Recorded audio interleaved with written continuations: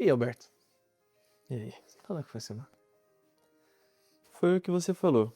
Pediu uma coisa pra alguém. Conta. Liguei pro Rodrigo, um amigo antigo. A gente se vê pouco, mas é uma das pessoas que eu mais respeito. Liguei e disse que queria tomar um café, que tava passando por um período pesado e queria companhia. Eu me lembro de já ter feito isso algumas vezes também. E como foi falar isso? Constrangedor. Fiquei com a mão suada no celular antes de ligar. Fiquei reformulando o que ia dizer. Cheguei a desligar uma vez antes dele atender. Mas então você ligou de novo? Liguei. E ele disse que sim na hora, sem fazer drama. Sem me interrogar. Só disse: pode falar quando e onde. E então o café aconteceu. Aconteceu. Na quinta. Ficamos 2 horas mais ou menos. Ele contou de umas coisas que ele mesmo tá passando, coisas que eu não sabia, porque a gente ficou um tempo sem se ver. E eu percebi que ele também estava carregando coisas sozinho. Eu não sabia porque eu não perguntei. E aí, Alberto? Como que você se sentiu com isso? No começo, com uma culpa. E depois, uma coisa estranha, alívio. Como se eu tivesse lembrado que não sou o único que tem peso, que todo mundo tem. Isso é uma descoberta muito maior do que parece. Você passou a vida achando que precisava estar bem para ser aceito. E descobriu que o Rodrigo estava mal também. E que isso não diminuiu ele em nada. Então você saiu do café, não mais distante, mas muito mais próximo a ele. Porque ele se mostrou, e quando ele se mostrou, você também pôde aparecer. E é sempre assim que funciona. Não é fraqueza que afasta. É performance permanente de força que cria distância. As pessoas não se conectam com a sua versão editada. Elas se conectam com a sua versão real. E você começou a mostrar a versão real essa semana. Bom, hoje eu quero entrar em algo que vai exigir que você fique desconfortável de um jeito diferente das últimas sessões. Nas outras a gente falou sobre raiva, sobre o seu pai, sobre o medo que você tinha de não ser o suficiente, sobre pedir ajuda. Só que hoje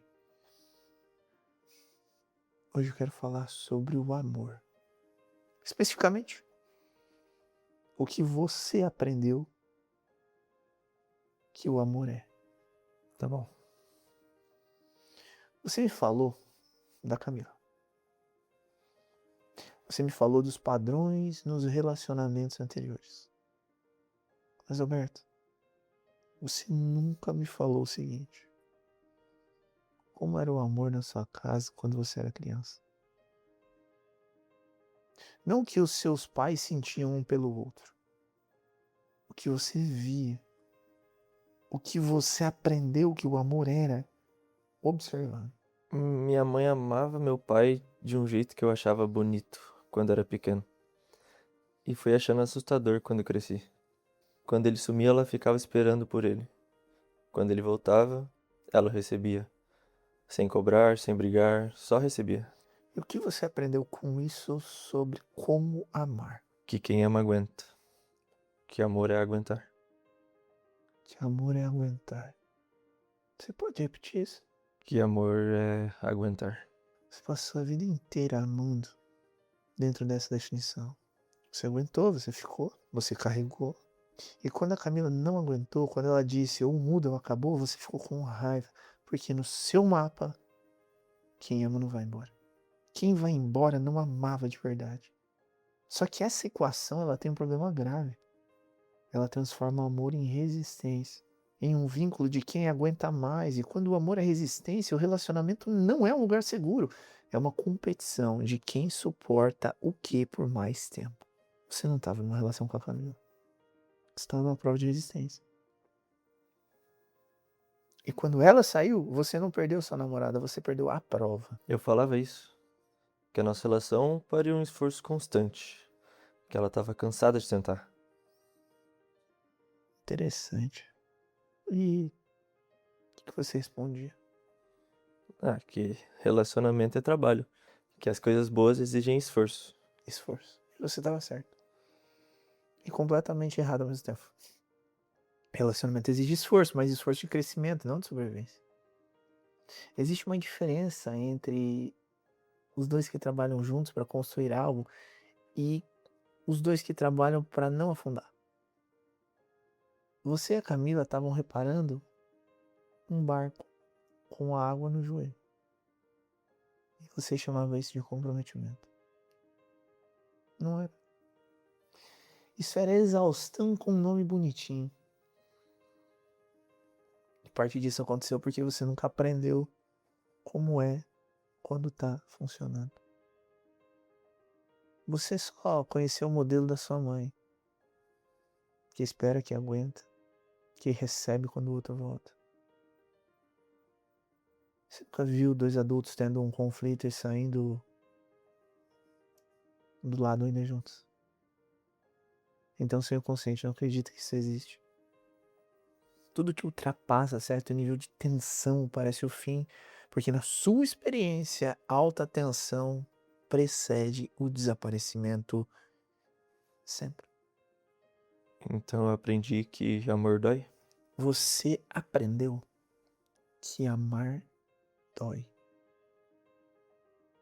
Que quem ama fica independente de qualquer coisa. Que não importa como você é tratado. E que a dor é a prova de que o amor é real. Isso é uma das crenças mais destrutivas que um ser humano pode carregar. Porque ela te torna totalmente incapaz de reconhecer quando algo não tá te fazendo bem. Porque a dor gerou sinônimo de profundidade. E aí você confunde intimidade e intensidade. Confunde drama com paixão. Confunde sofrimento com amor verdadeiro. E toda relação que é tranquila acaba parecendo vazia. E toda relação que dói parece real. Eu terminei um relacionamento uma vez porque achei que estava fácil demais. Me fala um pouco mais sobre isso. A Marina, que eu falei antes, ela era boa, calma, a gente não brigava muito. Eu comecei a achar que talvez a gente não se amasse de verdade, que faltava alguma coisa. Terminei com ela achando que não seria o suficiente. Me conta. E você sentiu falta depois? Por anos. Aberto, você terminou um relacionamento saudável porque não doía o suficiente para parecer um amor real. E passou anos sentindo falta de algo que você mesmo destruiu. Porque a sua definição de amor exigia sofrimento como prova de validade. Você entende isso, não é preferência pessoal. É uma ferida que você nem sabia que tinha. A verdade é que você foi condicionado a interpretar a estabilidade como ausência de amor. A interpretar caos como profundidade. E aí você buscou relações intensas, complicadas, que existem de você. Porque só aí você se sentia amando de verdade. Só aí o amor pareceria suficientemente real. Até que o caos te destruiu. E a outra pessoa também. Então eu sabotei a única relação que poderia ter dado certo porque não sabia conhecer o que era saudável. Você não sabia. Só que agora você sabe. Isso muda o que você vai buscar daqui pra frente. Se você deixar mudar. Porque tem uma parte de você que vai continuar sendo atraída pelo caos. O caos é familiar. O caos parece amor. E o que é calmo vai continuar parecendo pouco por um tempo. Essa atração não some porque você entendeu de onde vem. Mas quando ela aparecer, você vai ter um segundo de consciência que antes você não tinha. E nesse segundo vai existir a escolha. Mudar não é deixar de sentir. É o que você faz com o que você sente, entende?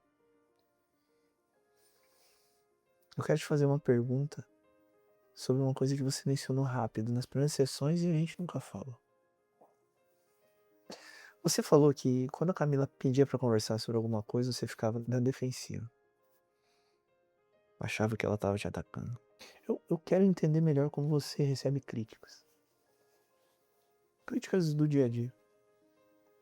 Alguém aponta algo que você fez errado. Hipoteticamente. E aí, o que acontece dentro de você? Depende de quem é. Começa por quem mais te afeta. Pessoas próximas. Quando alguém de quem eu gosto me critica, eu travo. Por fora parece que eu tô ouvindo. Por dentro começa um processo de defesa imediata. Fico procurando o erro no argumento da pessoa, fico querendo provar que ela está errada ou que está exagerando.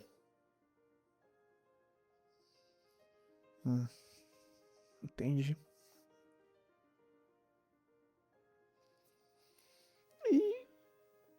E quando você não consegue provar? Eu fico ruminando. Às vezes por dias. Eu fico repassando a conversa, o que eu devia ter dito, onde eu poderia ter defendido melhor. Você usa a palavra defender. Crítica pra você é ataque. Parece que sim. Sabe por quê? Porque você nunca aprendeu a diferenciar entre crítica ao comportamento e crítica ao ser. Quando alguém diz, você fez isso errado, você ouve, você é errado. Quando alguém diz, isso me machucou, você ouve, você é um problema. E aí você não consegue processar o feedback. Porque feedback virou ameaça à sua existência e você defende, ataca ou congela. Porque a única alternativa que você conhece para você é errado é desaparecer obrigado. Você nunca aprendeu a ouvir uma crítica. Considerar se ela é válida, agradecer o que serve, descartar o que não serve e seguir em frente. Sem que seu senso de valor entre em colapso. Isso é uma habilidade. E você não tem. Não porque você é incapaz, mas porque você nunca foi ensinado. Na sua casa, a crítica vinha com volume alto ou com silêncio on. Nunca vinha com uma conversa. Então, seu sistema nervoso trata toda a crítica como se fosse uma briga. Mesmo quando a pessoa tá te falando algo com muito cuidado. A Camila falava que eu nunca aceitava feedbacks, que ela não conseguia me falar nada sem eu reagir mal. E você achava que ela tava exagerando. Achava ela sensível demais. Você jogou pra ela o problema que era seu. Isso tem um nome. A gente chama isso de projeção.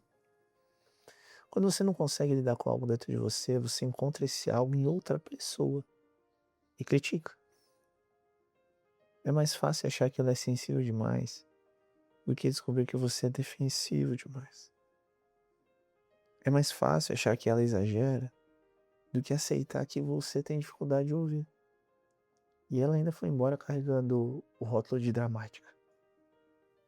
Quando o que ela estava tentando fazer era se conectar com você de um jeito que você tornava impossível de se fazer. Eu entendo que você não fazia isso por maldade, mas por limitação. Mas imitação não tratada produz o mesmo resultado que a maldade. Afasta, machuca e destrói, Alberto. Eu chamei ela de dramática várias vezes.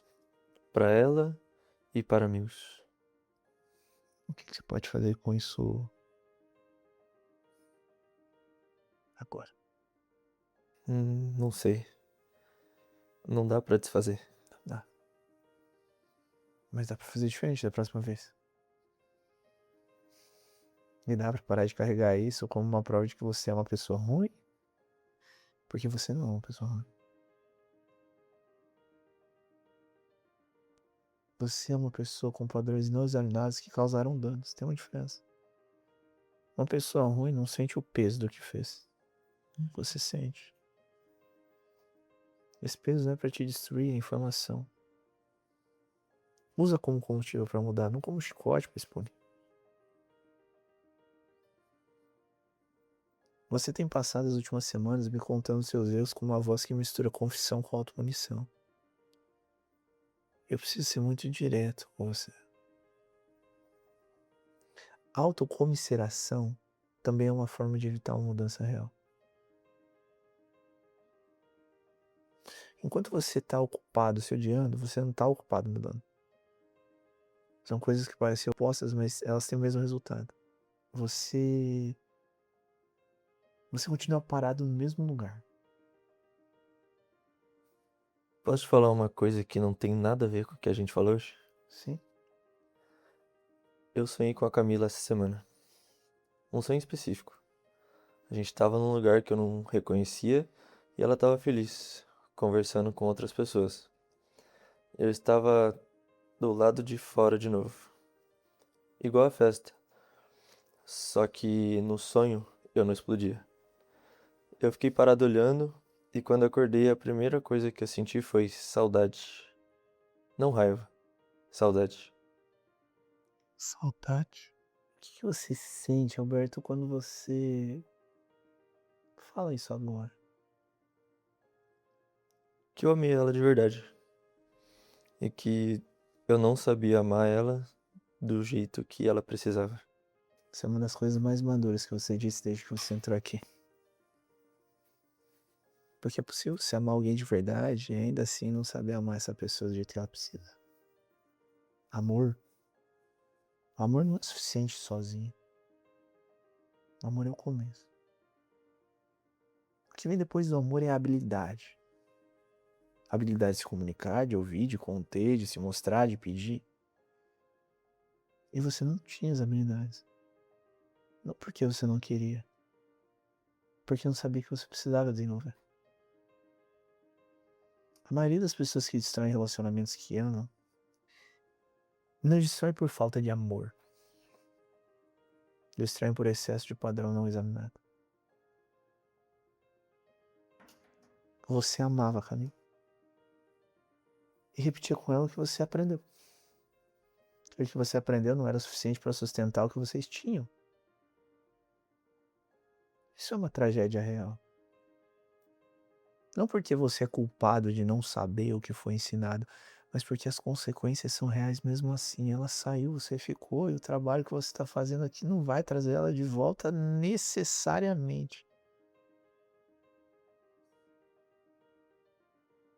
Mas vai te tornar capaz de amar alguém bem quando essa pessoa aparecer.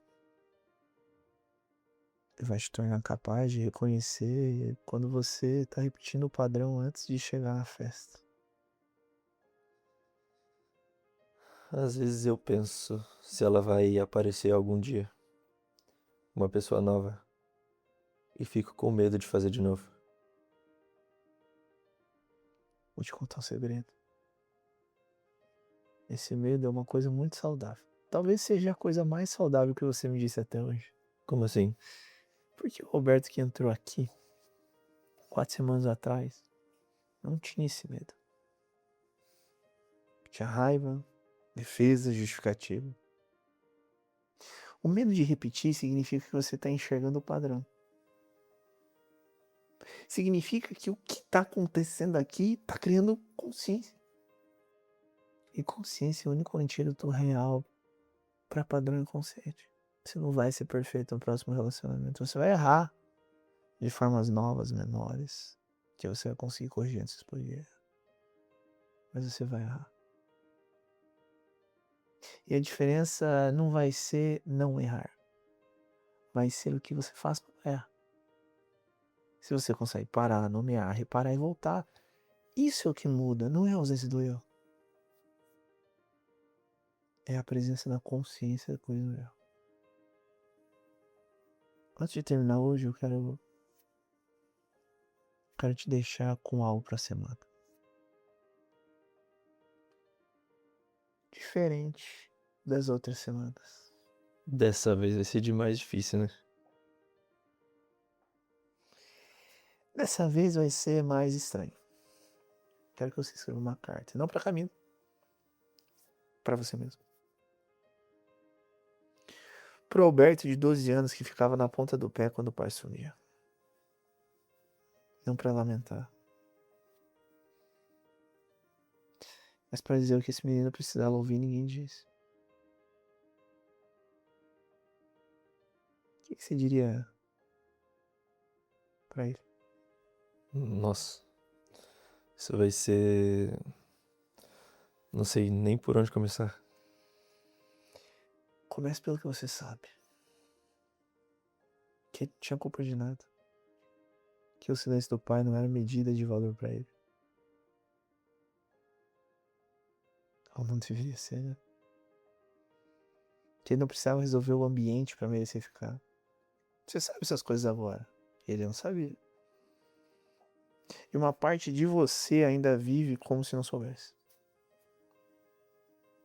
Escrever pra esse menino é uma forma de integrar. De fazer com que o que você entende na cabeça comece a chegar no lugar onde as decisões de verdade são tomadas. Não é exercício de autoajuda, é neurologia. Quando você escreve, você ativa partes do processamento emocional que a fala não ativa. Isso vai ser desconfortável. E pode ser que você não consiga terminar de uma vez. Pode ser que você chore, e se chorar, ótimo. Não porque o choro é uma catarse mágica. Porque significa que você chegou no lugar real. Você chegou no lugar onde a armadura ela não alcança. André, você acha que eu vou conseguir ter um relacionamento saudável algum dia? Com alguém? Sim. Eu acho. Assim como eu acho que você está aprendendo agora o que significa saudável. E quando você souber exatamente o que parece, você vai parar de confundir as coisas. Mas eu vou te dizer uma coisa que talvez você não queira ouvir. Antes de você conseguir ter um relacionamento saudável com outra pessoa, você precisa ter um relacionamento minimamente decente com você mesmo. E você tá longe disso ainda. Tá caminhando. Mas você ainda tá longe. E se você entrar num relacionamento novo agora, no ponto que você tá, você vai levar os mesmos padrões com você. Vai saber nomear o que faz de errado e vai continuar fazendo. Isso é mais trágico do que não saber, porque adiciona culpa à repetição. Aprenda a se conhecer, aprenda a se tratar. E quando você estiver em um lugar onde consegue pedir sem terror, ouvir sem colapsar e ficar sem explodir, aí você vai estar pronto para oferecer algo real para alguém. Não antes. Sim.